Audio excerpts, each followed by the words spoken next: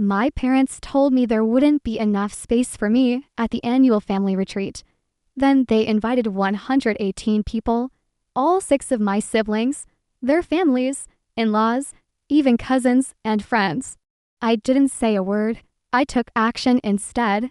9 hours later, my mom was screaming. So, how was the retreat? My friend me asked like she was commenting on the weather. I blinked.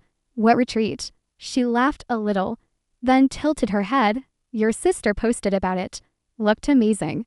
Matching shirts and everything. She pulled out her phone and there was a photo taken from above.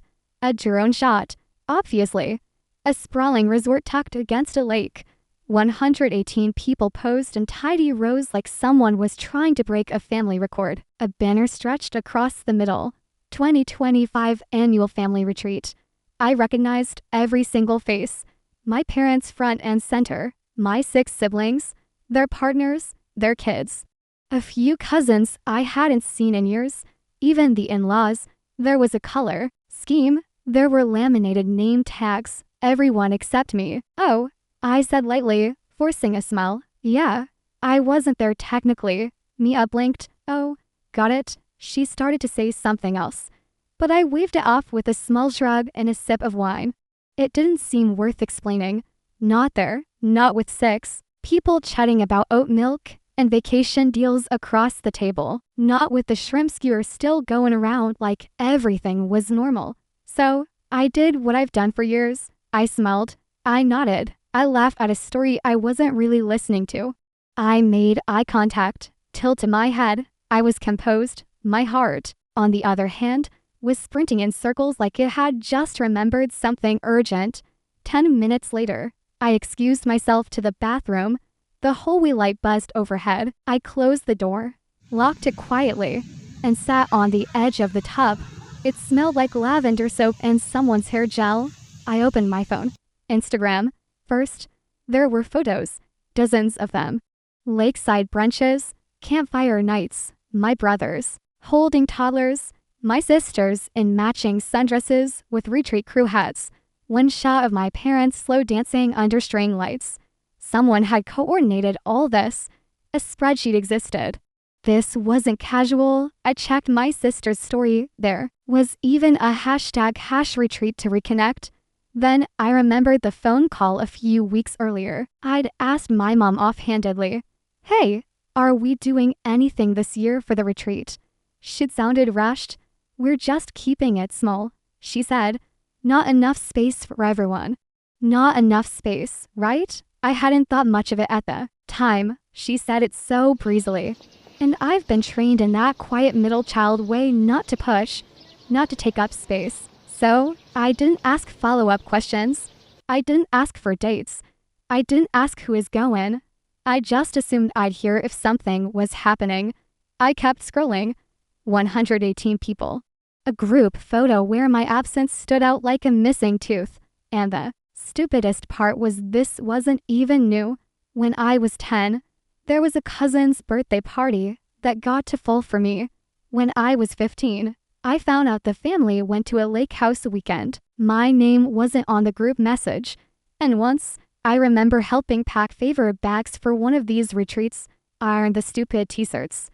And yet here I was, still surprised, still hoping, I guess. The tears came fast, quiet, controlled. I didn't sob. That would have felt too theatrical.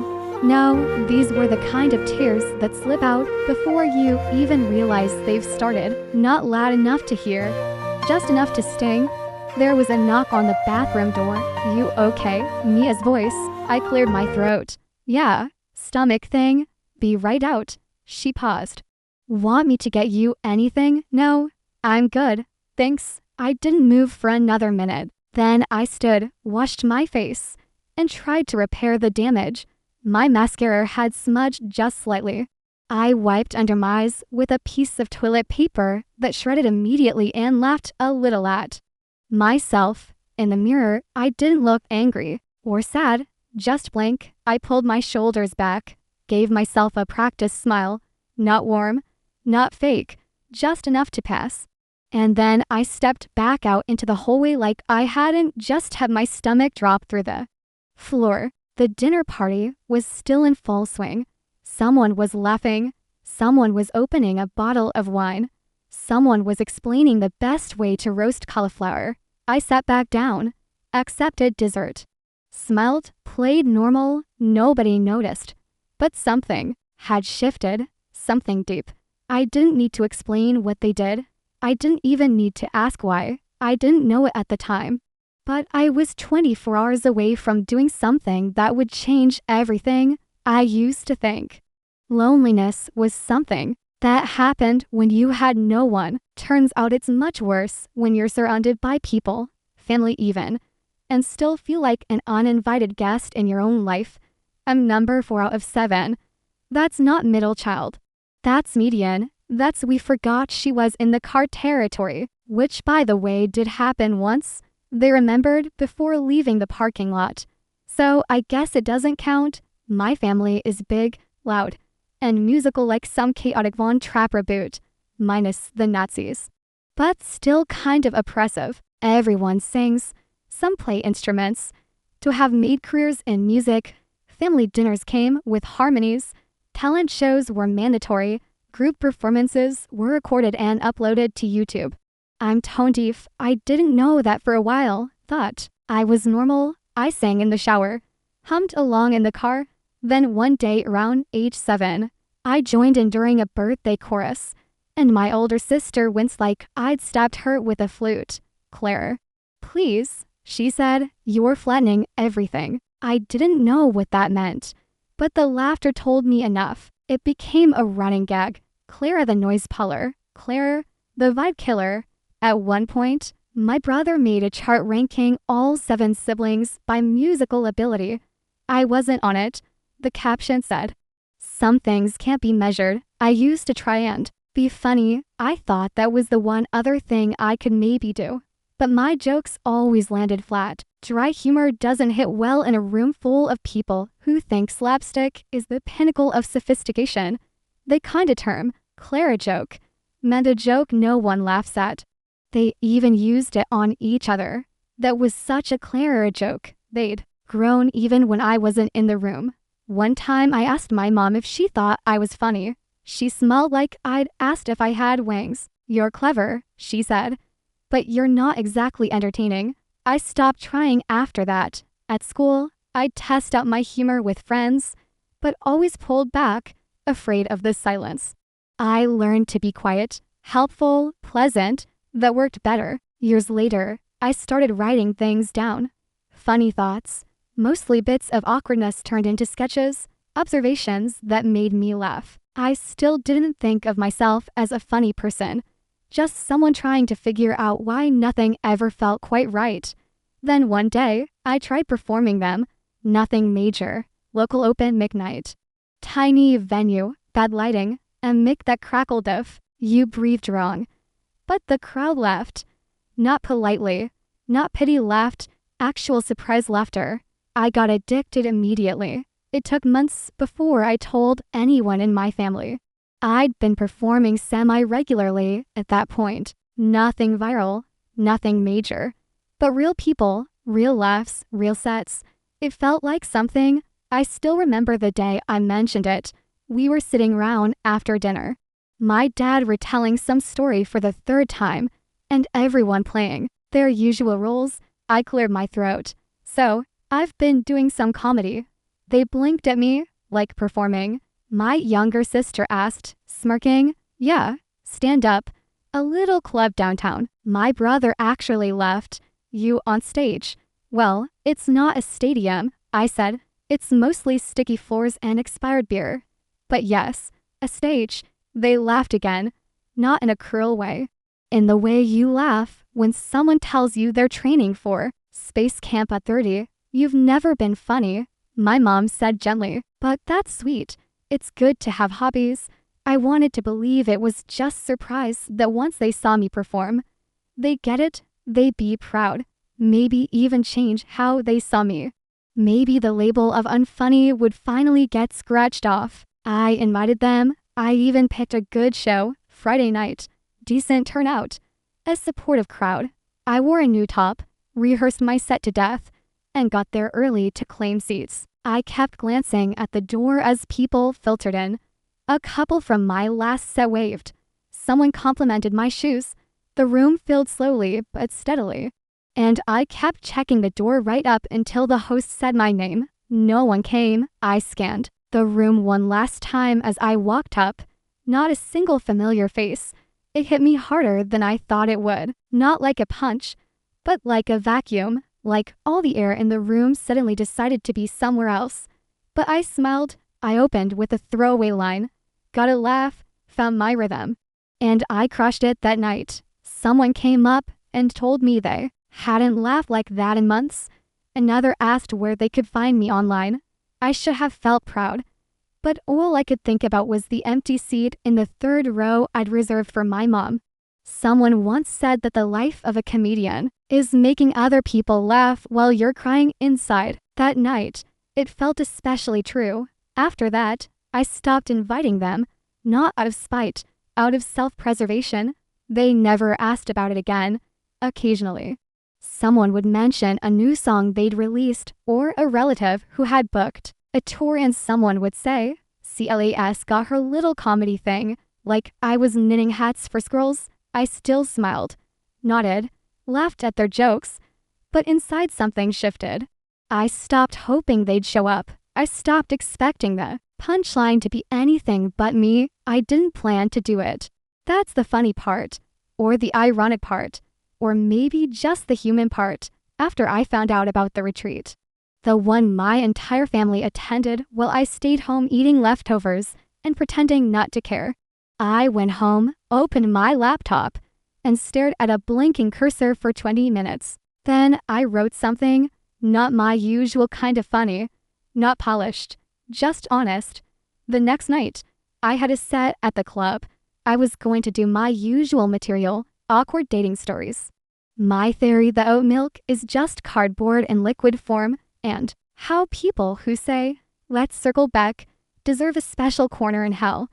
But when they called my name, I left the notes in my bag and walked on stage with something new. Most comedians, I said into the mic, get into stand-up because their families laughed at their jokes. I got into comedy because mine didn't at all. They actually created a category for it, Clara joke.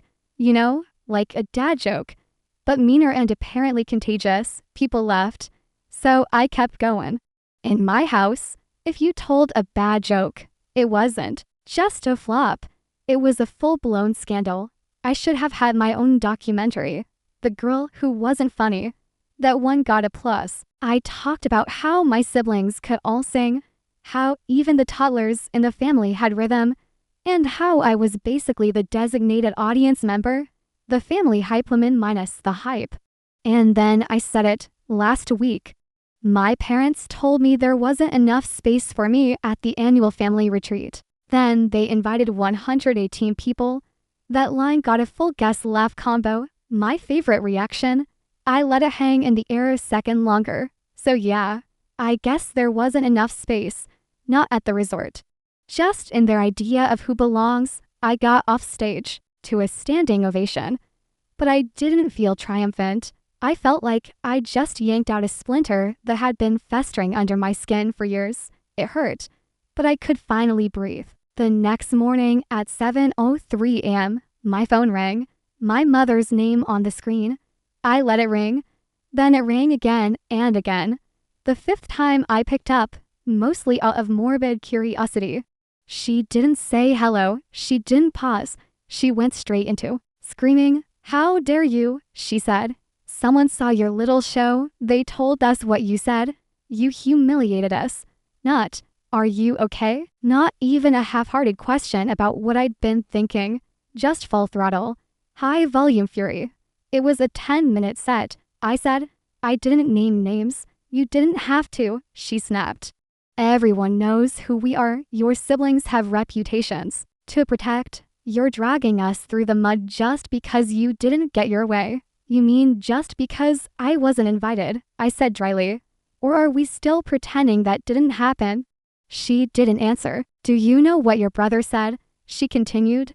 He said he might lose a gig over this and your sister is mortified. She says people are calling her fake online. So, are you saying people believe me? Silence. I see. She hung up. I didn't cry. I didn't even feel angry. I felt something colder than that. Like I'd just been told for the 100th time that their image was more important than me. By lunchtime, the group messages started blowing up. My sister sent a novel-length rant about how she'd always supported me, which was hilarious considering she once told a boyfriend I was too emotionally flat to be funny. My brother sent me a voice memo that sounded like a press release wrapped in passive aggression.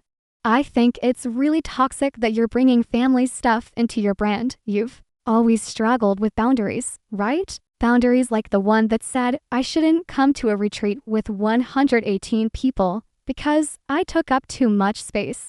A cousin chimed in to say she thought I was exaggerating. It was probably just a misunderstanding. She said it like I'd misread an accidental mass invitation to everyone but me. One aunt said she was praying for me. Another message to say I'd broken my mother's heart. And here's the thing, part of me wanted to explain, to clarify, to say, hey, I wasn't trying to hurt anyone. I was just trying to finally tell the truth. But the truth is, they weren't asking for clarification. They were asking me to shut up to play the quiet middle child who takes the hit and keeps the peace. And I was tired. That night, I filmed a video. It wasn't a stand-up set. It wasn't a sketch. It was just me sitting on my couch in a hoodie holding a mug I wasn't drinking from. Hi, I said. So, I guess some of you have seen my latest set, and apparently it upsets some people. I paused, took a breath.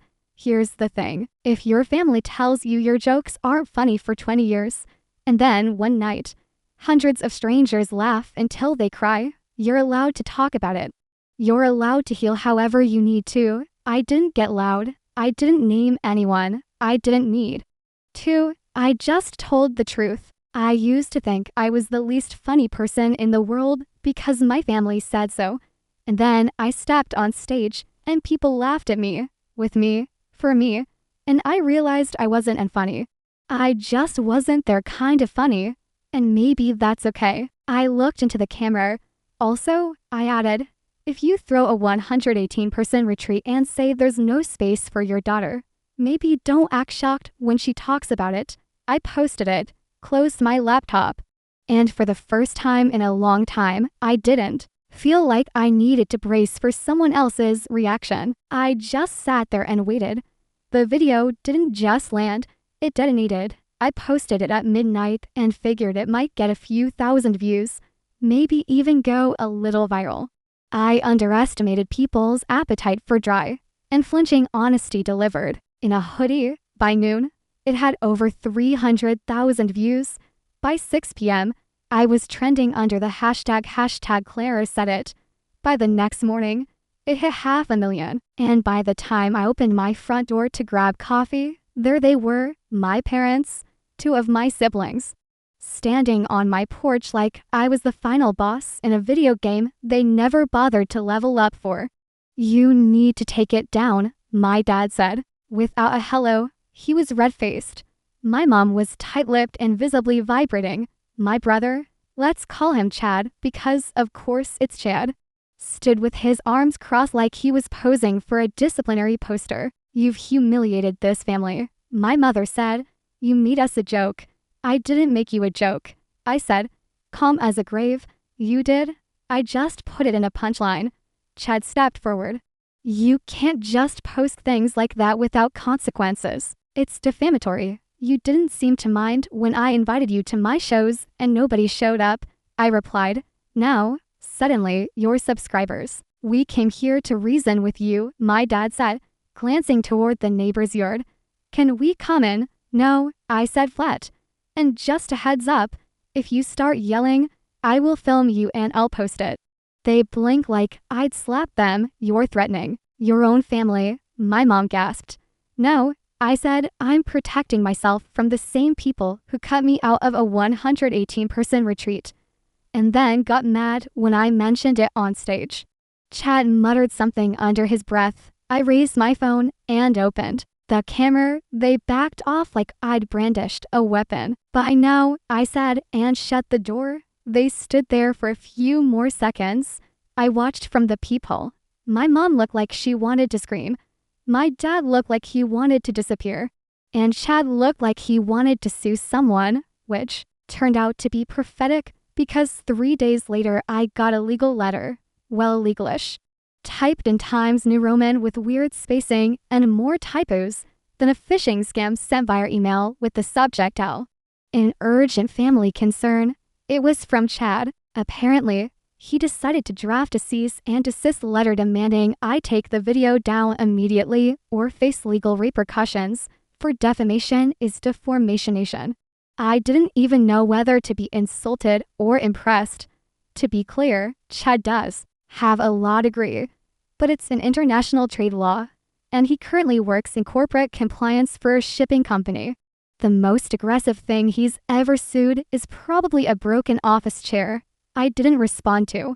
The letter I made a video instead. I didn't name him. I didn't show the actual document. I just read a totally fictional cease and desist letter with comical typos and added dramatic music for flair.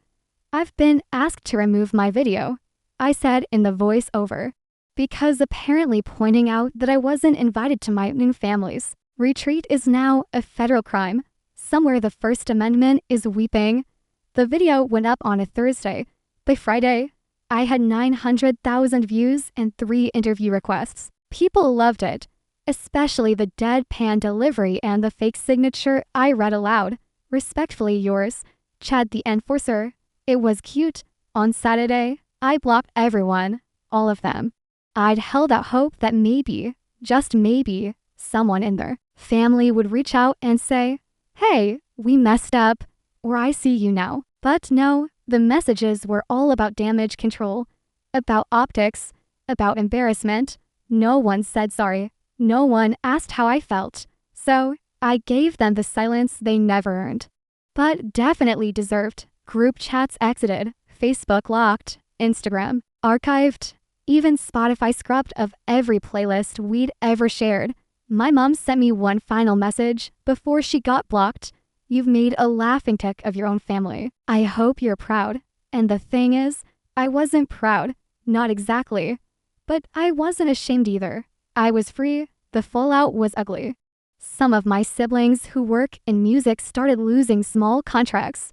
Apparently, people didn't want to be associated with the family being dragged in the public eye, which is ironic because suddenly they were also getting podcast invites.